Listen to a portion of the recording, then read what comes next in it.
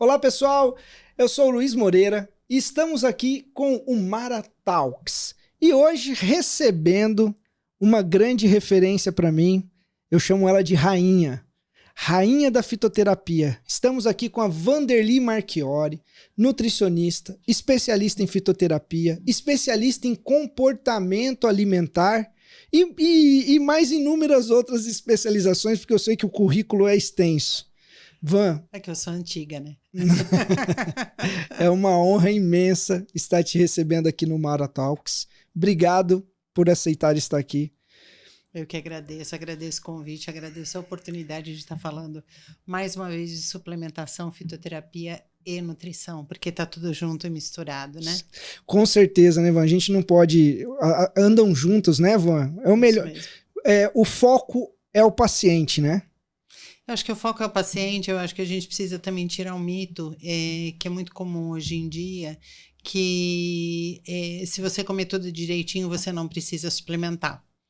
Então, é óbvio que a base sempre vai ser uma alimentação equilibrada, vai ser uma alimentação rica em macro e micronutrientes, mas para que você tenha as necessidades todas bem ajustadas, depende de tanta coisa, depende do intestino, depende da forma que você consumiu aquele alimento, depende de como você estava naquele dia para metabolização. Então, são tantos fatores que eu acho que a gente precisa tirar esse mito da cabeça das pessoas, que é só ir lá para a feira que vai dar tudo certo. É óbvio que aquela parte é muito importante, mas ela é parte da estratégia. Bom, pessoal, então vocês viram que a gente vai ter um papo aqui sensacional. Nós vamos conversar sobre fitoterapia e amamentação. E para começar já esse papo, quando a gente fala em fitoterapia e amamentação, quais são os principais critérios que os profissionais, critérios de segurança, que os profissionais precisam se preocupar com o uso da fitoterapia?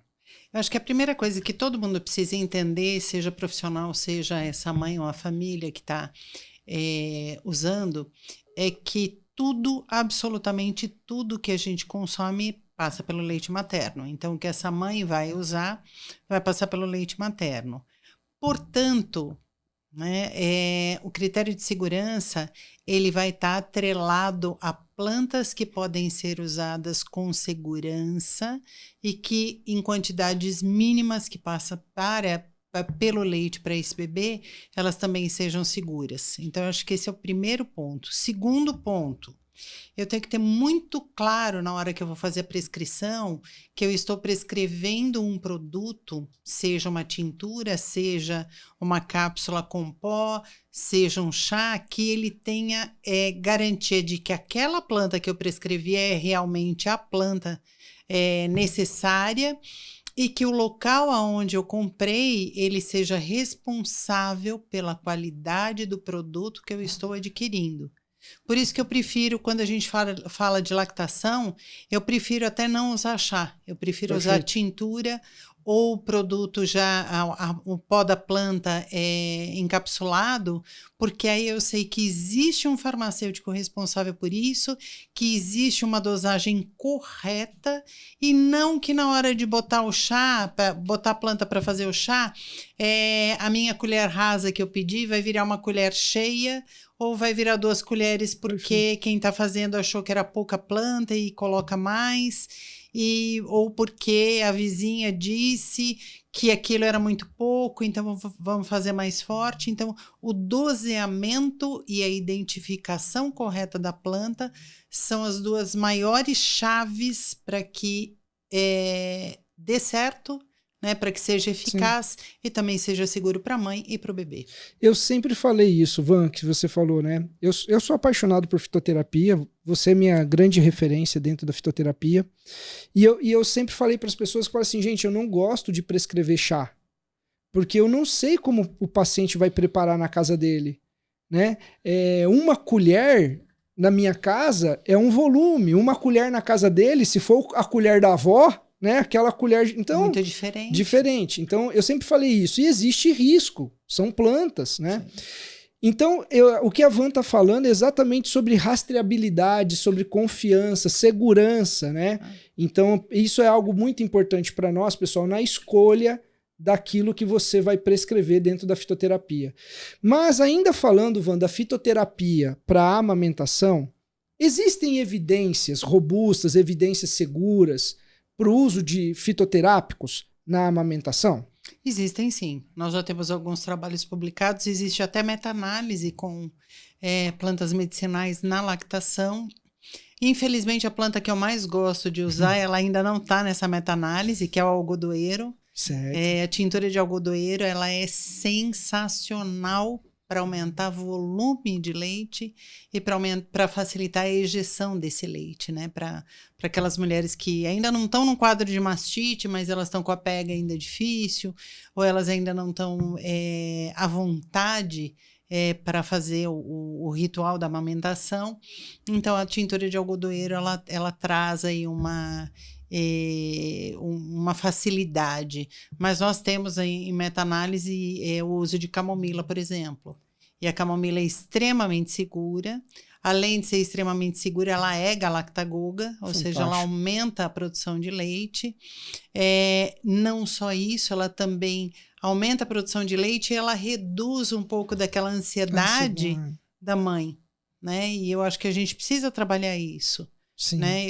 Hoje eu falo para todo mundo, para todas as minhas amigas que estão tendo bebê, ou para as minhas pacientes, eu falo, o melhor presente que você pode dar para sua amiga que vai ter um bebê é ir lá passar uma noite para ela, ou um dia para ela fazer absolutamente nada, né? Para ela ter um pouco de paz e dar colo para esta mãe. Você pode dar colo para a criança, mas dá colo para essa mãe, que ela está precisando de tranquilidade.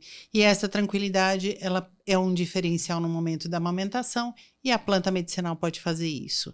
Não só a camomila. Nós temos o capim-cidreira, ou a Melissa officinalis, que também são extremamente seguras nesse processo, né? Nesse período especial da amamentação, que eles também geram, né? Até porque tem ação em receptor GABAérgico, e aí você acalma essa lactante para que ela consiga racionalizar um pouquinho mais aquele momento e viver com uma lactação mais ajustada. Fantástico, Van. Van, dentro das plantas que são tradicionalmente ali usadas, né, para o aumento da produção de leite, nós temos o fenogreco, certo? Como ajudar as mães, né? Falando de fenogreco, como ele funciona? Ele tem realmente respaldo clínico? Tem segurança? Ele tem segurança, sim. O fenogreco, ele é um modulador de hormônios, inclusive. Ele atua na prolactina, então nós temos uma ação ali direta na formação do leite mesmo, e isso faz com que exista uma produção maior e também uma facilidade de ejeção também maior. Então, o fenogreco, ele é uma planta extremamente útil, que pode ser usada na forma de pó, né, no comprimido. Existem até alguns suplementos hoje alimentares com fenogreco na sua composição, e eu acho que esse também é um grande diferencial, vir como suplemento alimentar, porque as doses são diferentes. E a tintura, quando a gente fala em tintura, para quem não conhece, a tintura hidroalcoólica. A base é o álcool de cereais com água e 20% de planta, porque eu estou falando da tintura vegetal, né? Então eu tenho 20% de planta. Mais uma vez, poderia ser feita na forma de chá? Poderia ser feita na forma de chá, mas eu prefiro um doseamento adequado e muito preciso para essa fase. Bom, você falou de algumas plantas aqui que a gente pode usar, certo? Certo. Mas e se a gente falar assim, Van, quais são as plantas que são absolutamente contraindicadas nesse período da amamentação? E eu sei que você vai falar assim, nossa, Luiz, existem várias. Mas eu acho que para quem está nos ouvindo, aquelas plantas que às vezes você se depara com algumas coisas na internet, sabe? Então, vamos fazer um serviço de saúde pública aqui. Pessoal, planta tal. Não. Como que você pode nos ajudar, Van? Acho que é o seguinte, primeiro que a maioria das plantas não pode ser utilizada, tá? Então a gente já parte deste princípio. São pouquíssimas plantas que a gente pode usar durante a gestação e a amamentação. Então esse é o primeiro ponto. Segundo ponto, qual é a queixa maior? Porque sempre que eu dou uma aula as pessoas vêm assim, mas eu posso usar chá verde durante a amamentação? Perfeito. E aí eu devolvo com uma pergunta que é o que irrita todo profissional de saúde que está ali no banco sentado aprendendo. Eu falo assim, para quê? Para que você quer dar o chá verde? Qual é o objetivo? Né? Porque quando você vai fazer uma prescrição, você tem que ter um objetivo para este seu paciente, para essa sua paciente. Então, a gente está falando de lactação. Qual é o objetivo de um chá verde para esta mãe? E aí a primeira resposta que vem é assim, ela precisa emagrecer. Sim. Não, cara, ela não precisa emagrecer. Ela precisa dar tempo ao tempo. Ela precisa gastar as 1.000 calorias dia, entre 900 e 1.000 calorias dia, que o corpo dela gasta para fazer o leite, e tudo vai dar certo, né? E bota essa mulher para dormir, nas janelas que ela conseguir, bota ela para dormir que vai dar certo. Só que assim, o chá verde, ele é contraindicado. Primeiro, porque passa para o bebê, esse é o primeiro ponto, então a gente tem que lembrar sempre isso. Só que ele rouba ferro do corpo dessa lactante. Ela acabou de passar por um parto, sim, então ela já está com o depósito de ferro dela muito bagunçado, se ele não tiver muito minúsculo. Então, ele vai roubar ferro dessa mulher. Ele é uma planta que é extremamente adstringente, então faz um ressecamento de fezes, né, provoca um ressecamento de fezes. Esse é um outro ponto que traz um desconforto para essa lactante, né, acaba gerando gases e as fezes muito mais secas e muito mais raras. Então esse é um outro ponto. Tem a quantidade de catequinas ali bastante grande, sim, que protege de doenças cardiovasculares, mas ela pode ser uma irritante de mucosa. E isso pode ser um diferencial para que essa lactante se sinta mais desconfortável, né? Então, dá aquela sensação de dor de estômago, uma leve dor de estômago, associada ao ressecamento de fezes, isso pode piorar. E, além de tudo isso, pode ser um estimulante. E aí, o bebê pode se sentir, sim, estimulado como se fosse um café neste momento. Perfeito. Se a gente reduz café, né, nessa lactante eu já peço para não beber café, porque a criança vai sentir o efeito da cafeína e das metilxantinas.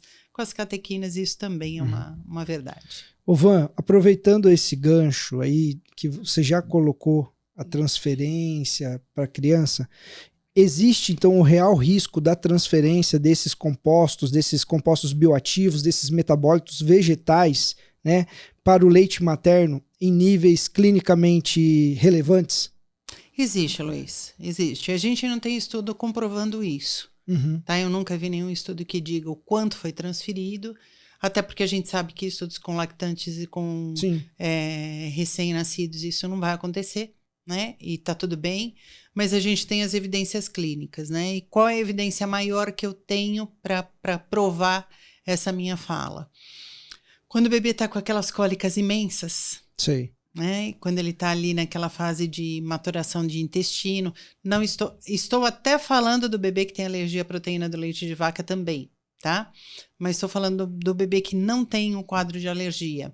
Eu peço para essa mãe beber chá de erva doce pelo menos meio litro dia, de meio litro a 1 litro por dia, ou fazer a tintura de erva doce para usar 3 vezes ao dia. Por quê? Porque vai passar para o bebê em quantidades menores e a atividade anti-inflamatória dessa erva doce, ela vai reduzir o desconforto do bebê e vai reduzir as dores. Então, eu tenho essa é uma das evidências mais claras. A outra evidência negativa disso é exatamente o consumo de bebidas estimulantes, né? Seja cafeína ou bebidas com cafeína.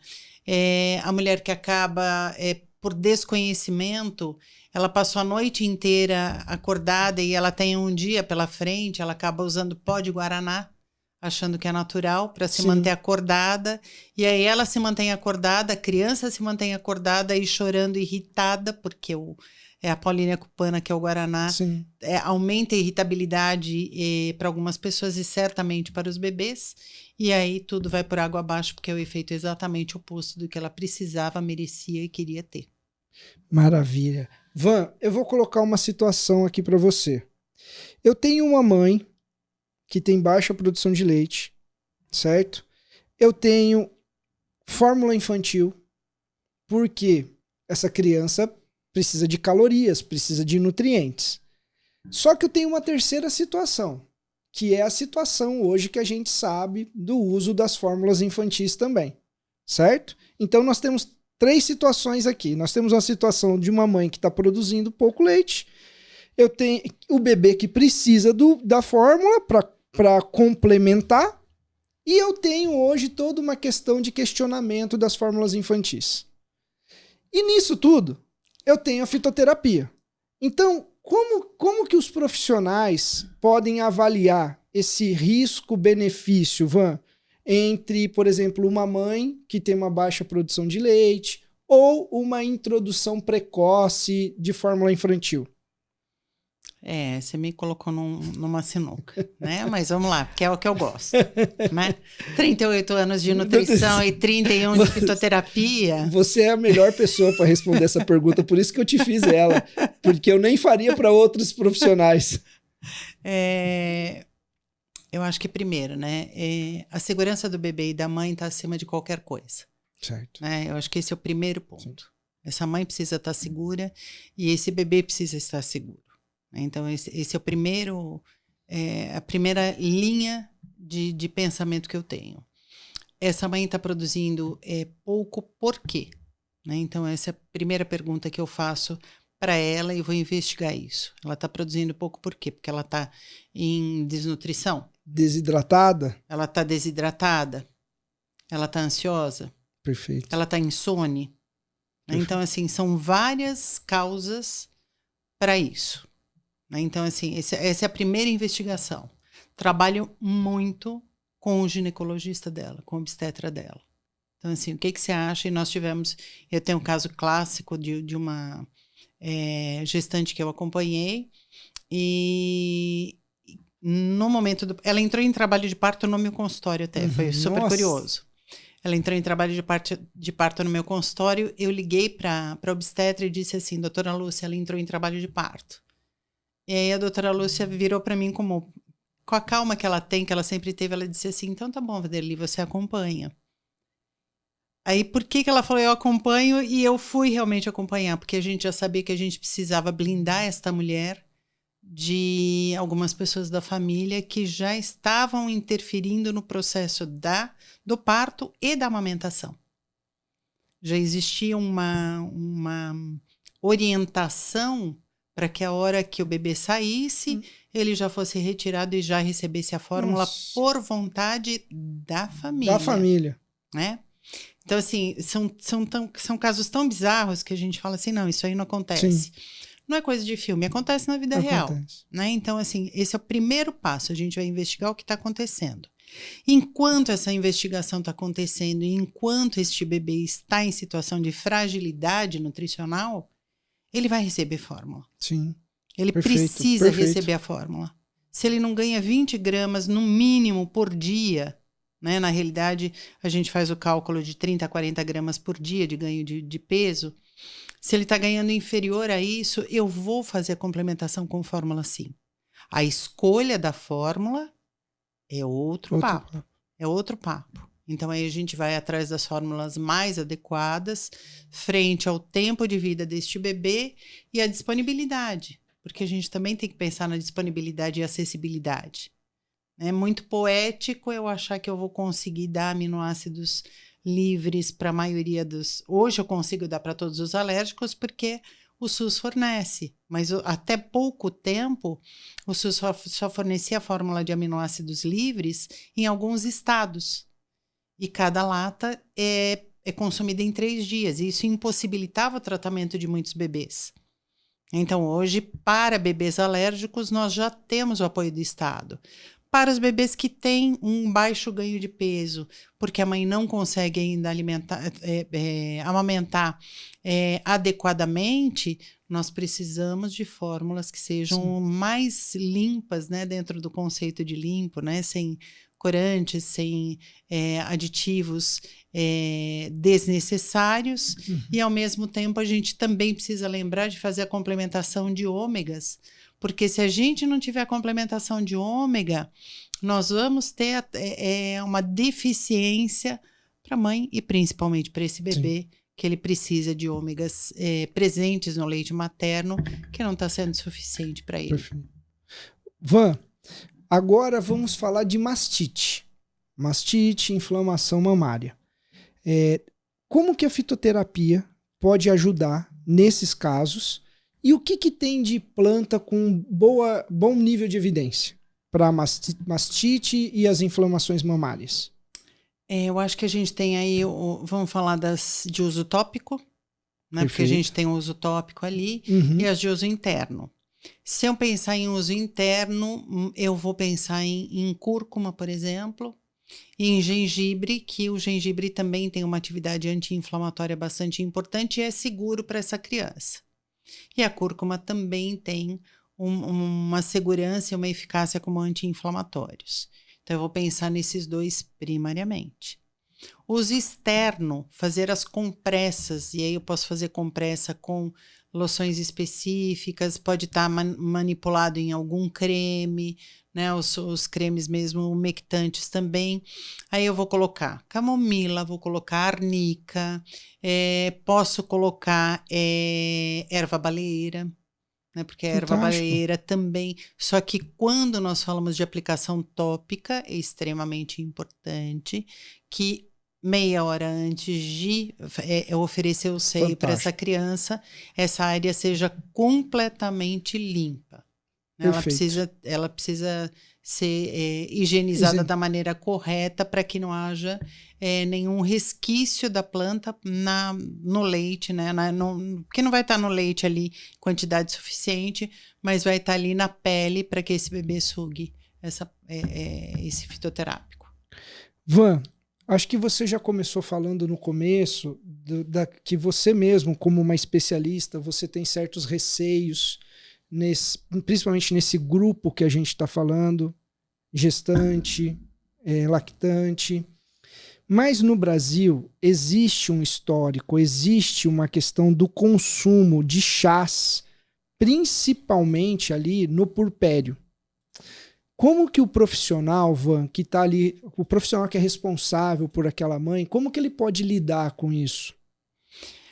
Existe essa questão, né? Existe isso bem forte, é da nossa tradição popular. Sim. Né? Existe a tradição popular, por exemplo, que no pós-parto vai se usar água inglesa. A água inglesa, na realidade, ela é registrada para melhora de quadros de inflamação gástrica. Então, se você vai para documento de Anvisa de água inglesa, é para gastrites. 76% das pessoas que compram água inglesa, elas compram para usar no pós-parto. Porque, teoricamente, não, né? Historicamente, ela é usada para limpeza uterina. Então, se usa a água inglesa, que é quina, né? A planta básica é genciana equina.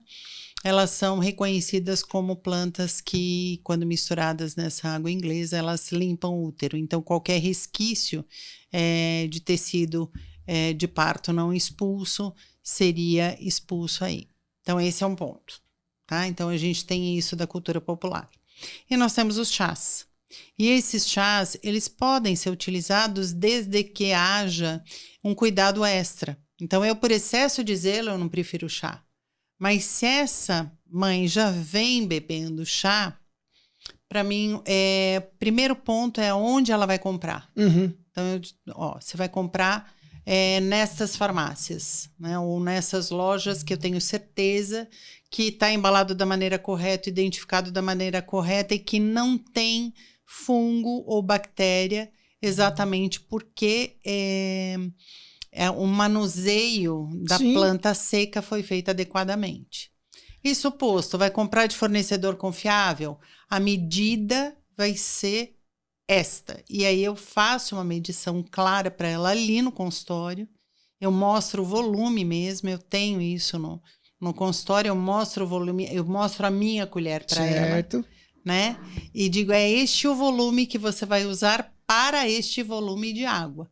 Né? Então, eu ensino a receita do chá correta para que ela possa fazer o uso.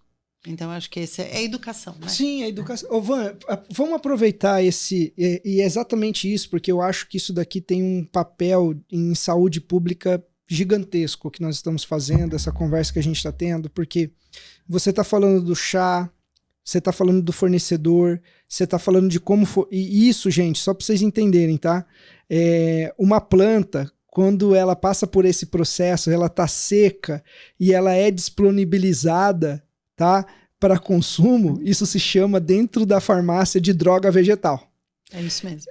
Então, só para vocês entenderem como que para nós, nós somos apaixonados, mas a gente entende a complexidade e sabemos que não é isento de risco. E existe diferença.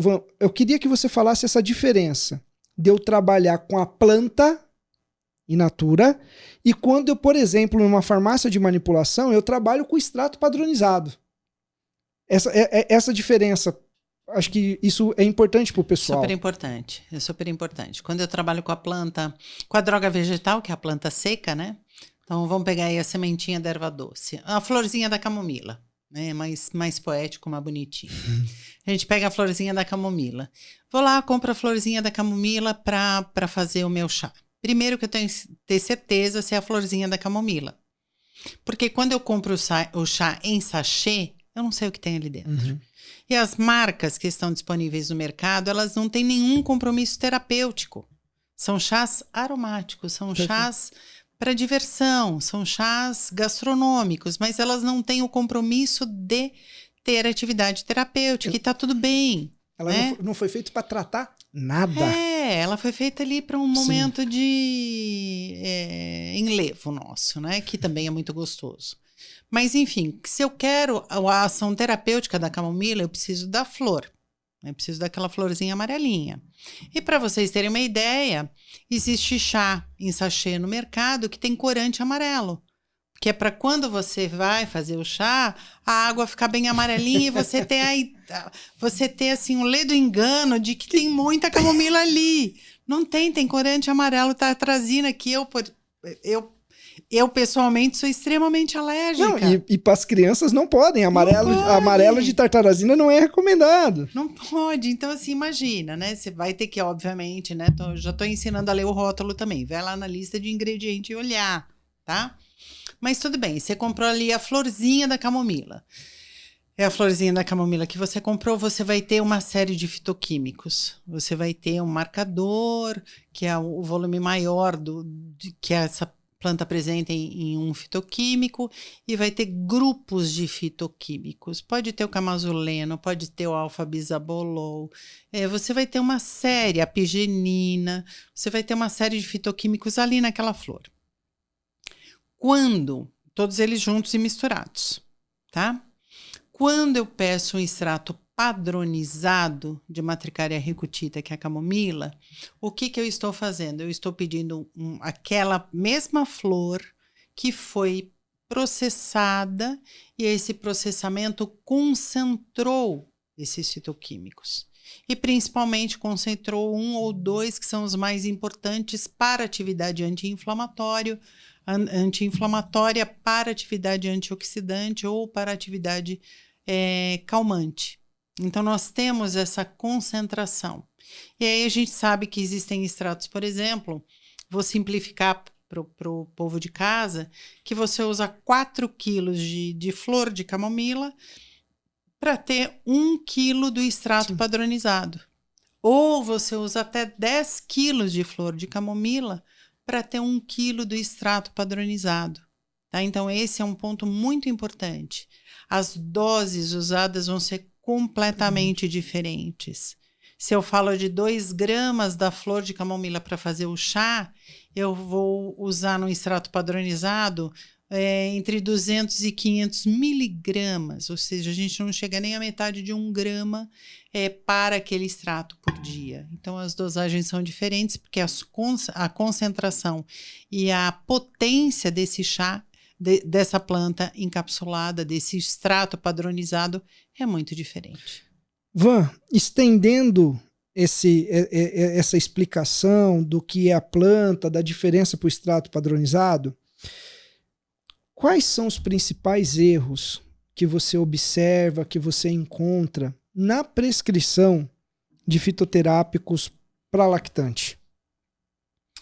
Bom, eu acho que o principal erro é o desconhecimento, né? A base é o desconhecimento. Ninguém erra numa prescrição por falta de desconhecimento, né? Não é por má fé. É por falta de entendimento de interação. Então, acho que existe um ponto aí. Os erros mais clássicos são doses inadequadas e sobreprescrição. Eu chamo de sobreprescrição, mas talvez tenha até outro nome isso. Então, colocar um nome de um ativo já conhecido, né? Não vou dar nomes aqui, mas um ativo ali que ele já é de uso comum, mas com um nome que não remete à planta, e depois colocar a planta em extrato padronizado junto. Então é como se eu colocasse um Durex e a fita adesiva na mesma fórmula, tá? Para não citar nomes, eu acho que é a analogia mais correta. Ô Van, você consegue falar para nós, por exemplo, erros algo conhecido por erro de dose, por exemplo, fenogreco. O que seria dose segura? Em tanto a tanto, quanto que... Dependendo da mulher, entre 500 miligramas até 1,5 gramas. Então, quer dizer, gente, menos do que isso é uma subdose, mais do que isso pode ser uma dose excessiva. Pode ser uma dose excessiva. Vamos... Camomila? Camomila, ela fica entre 150 miligramas até 1 grama. Abaixo de 150, uma subdose. Uma subdose, ou seja, não vai fazer nada. Sim. Né? E acima de 1 grama, ela pode provocar muita sonolência e acabar atrapalhando no dia a dia. Né? Perfeito. Imagina essa mulher amamentando e sonolenta. Van, você já encontrou alguma prescrição de, por exemplo, um fitoterápico ou uma planta que você fala assim, isso daqui jamais deveria ser prescrito para um lactante? Já, muitos. Uma planta, então? Muitos. Folha negra, folha magra, né, que são extratos de Ilex paraguaiensis, que é a mate, né, um mate padronizado. Muito, mas muito. Outra planta muito comum de ser utilizada, valeriana, para induzir ao sono dessa gestante. As pessoas precisam entender que essa lactante não está dormindo, não é por falta de sono, é por falta de oportunidade. Que tem um ser que depende dela agora. Tem um ser que depende dela, gente. Por isso que eu falo, passe uma noite com a sua amiga. Né? As minhas sobrinhas sabem. Quando elas têm bebê, agora tá numa fase que os bebês já nasceram. Mas assim, vem cá, eu vou passar a noite aqui. A hora que o bebê acordar, primeiro eu cuido e depois você só acorda para dar o peito. É isso aí. Sabe? E aí você volta... Deu o peito, você volta a dormir. Quem troca a fralda, quem cuida sou eu, para você dormir uma noite o mais inteira possível. Né? A lactante não deixou de dormir por falta de vontade. É isso aí. Ela só não teve oportunidade. Mas valeriana muito. Sensacional. Infelizmente. Acho que isso é muito interessante. Então, pessoal, anotem aí, hein? Valeriana, jamais para lactante. Né? Van, eu gosto muito de conversar com você porque eu acho assim de maneira muito poética a forma com que você fala das plantas. Né? Eu sou mais farmacologia, mais bioquímica, às vezes falta um pouquinho do... Por isso que a gente se completa. Falta um pouquinho do romantismo, e eu acho que isso faz parte também da ciência, né? E eu acho que você pode ajudar muito, principalmente os profissionais e as nutricionistas, como integrar esse conhecimento, Van? Porque é a sua prática. Sim. Né? São 40 anos, mais de 40 anos integrando a nutrição, a fitoterapia ali nesse cuidado com a lactante? Eu acho que existem alguns pontos aí. É estudar. É estudar sempre. É entender, é estudar e abrir a cabeça, né? Eu acho que as pessoas precisam, os prescritores precisam abrir a cabeça e entender que quando a gente fala de fitoterapia, nós estamos falando de uma ciência. Com publicação que dá suporte, com meta-análise, com tudo que você quiser. Hoje a gente tem de publicação. 30 anos atrás não tinha, só tinha com chá verde, olhe lá, com Camellia sinensis. Mas hoje a gente já tem publicação de suporte. Então, estudar bastante, tá? Se você é daquelas pessoas que você só se atualiza via rede social, tome cuidado com quem você segue. Né? Siga pessoas que realmente se baseiam em ciência e não em achismo. Instagram não é um site científico, é importante também. Exatamente. Tem PubMed, tá, gente? Deixa eu contar um negócio para vocês. Tem PubMed. Tem até tradutor de PubMed. Né? Então, eu acho que esse é um ponto extremamente importante. E conheça a fundo o fornecedor de cada uma das coisas que você fizer a prescrição. A hora que você conhece. Quando eu falo, parece que eu estou falando grego, quando eu falo assim, dentro de uma aula, eu falo assim, pede laudo pro fornecedor. Sim. Como assim eu vou pedir laudo? Não é vergonha nenhuma. Fornecedor bom, ele já te dá o laudo na hora, ele sabe da importância de ter aquele laudo. Se ele começou a enrolar, amigo. É isso aí. Amigo. Não, a gente acabou de falar que por confiança, por rastreabilidade, por eu acreditar naquilo que eu estou vou entregar para o paciente, a gente prefere prescrever tintura, extrato padronizado. Se eu peço para ver o laudo daquele extrato padronizado, qual que é a dificuldade disso? E pelo contrário, gente, isso daí o profissional, ele tem que estar ali junto. Farmácia de manipulação, as empresas que ele gosta de prescrever. No final das contas, pessoal, aquela prescrição é um profissional que se responsabiliza. Então, você tem que ter uma troca, tem que ter uma parceria entre esse profissional e essas empresas, essas marcas, a farmácia, né? Você sabe que mais de 20 anos atrás, eu tenho um caso curioso. Uma paciente chegou para mim com ômega, que ela tinha comprado. Na época não se comprava pela internet. Mas ela viu um anúncio desse 0800, ligou e comprou. Era um ômega muito barato. Muito barato. E ela chegou, ela fez assim, esse ômega é bom? Eu falei, eu não sei. Ah, é porque eu comprei muito barato. Eu falei, tem uma maneira de saber. Eu vou mandar um fax, olha só, era época de fax. Vou mandar um fax e vou pedir informação. Aí mandei um fax, né, solicitando laudo. Na hora, assim, em 5 minutos, uma pessoa da empresa me ligou. Doutora, eu estou lhe mandando, ela ligou com esse tom, estou lhe mandando o meu laudo técnico, mas queria saber por que a senhora pediu, né? Eu falei, olha, porque minha paciente comprou e eu tô achando o preço muito dísparo do mercado, né? Tá muito barato. Ela falou assim, deixa eu lhe explicar. E era uma cidadezinha minúscula do interior nem lembro, acho que é de Minas ou Bahia. Ela falou assim, eu vou descontinuar a linha. Então, eu estou vendendo tudo barato. a menor preço, porque eu preciso me livrar das caixas que eu tenho aqui por uma questão de área física. Ótimo, até eu comprei. Maravilha. Mas o laudo veio na minha mão e o laudo era de qualidade. Perfeito. Ok, é isso. Mas é uma troca, exatamente. Van, olhando esses anos de estrada, esses anos de experiência, o que você vê ainda como lacunas? O que você vê ainda como, vamos dizer assim, a ciência? O que a ciência ainda precisa entregar? Quais são as lacunas que a gente precisa preencher dentro da fitoterapia? Eu vou chamar de janela de oportunidade, Isso, tá? Janela de oportunidade científica. Eu vou chamar de janela de oportunidade científica. Isso, eu acho que esse nome é perfeito. A gente precisa de mais equipes estudando. A gente precisa de mais pesquisa, usando plantas brasileiras. Nós temos mais de 20% da flora terapêutica está no Brasil, né? Então, a gente precisa de estudo com as nossas plantas. Então, eu acho que esse é o primeiro ponto. A gente não pode, nessas pesquisas, a gente não pode ignorar a tradição popular. Sim. A tradição popular, ela vem trazendo informações valiosíssimas para que a gente investigue cientificamente. Perfeito. Tá? Então, acho que é o ponto de partida, né? Esse é o ponto de partida.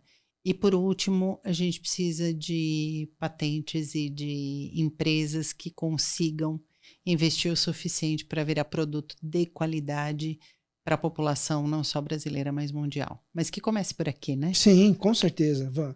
Tem muita coisa, gente, que a gente perdeu para fora, tá? Tem muita coisa que é planta brasileira e tá patenteado o extrato, o produto, né? Tá patenteado lá fora. E aí a gente paga mais para trazer de volta para poder usar, né? Van, e para as nutricionistas... Primeiro, para as nutricionistas. Depois, para as mamães que estão nos ouvindo. Um recado. Nutricionista, você já pode prescrever fitoterapia desde 2007. A primeira resolução é a 402 de 2007, que eu orgulhosamente demorei 9 anos e meio para fazer ela acontecer. Então, faça o meu sacrifício pessoal valer a pena. Vai lá, estuda e prescreva. Tá? Esse é o primeiro ponto. Estude. Você tem acesso à informação de qualidade e acessível, não só acesso aonde estudar, mas com acessibilidade também em vários locais. Então, estude e prescreva, porque isso é um grande diferencial no seu atendimento. É um grande diferencial na fidelização dessa sua paciente, do seu paciente em geral. Então, esse é o primeiro ponto, mas tenha juízo. Use, né? Na realidade, use o juízo que você tem.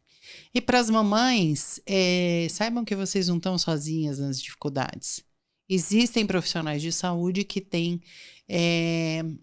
uma estratégia mais natural que pode cuidar de você, do seu bebê e da sua família com assertividade, eficácia, carinho também. Sim. Porque a gente dá isso também e comprometimento para que a saúde integral de todos vocês seja o melhor possível em curto período de tempo. Fantástico, Van. Muito, muito obrigado. Acho que em nome da Almara e de todo mundo que está nos assistindo, muito obrigado pelo seu tempo, por compartilhar conhecimento de uma forma clara para todos nós. Foi uma honra receber você aqui no Mara Talks. Tô muito feliz de estar aqui com você mais uma vez. Obrigado. Obrigada a você.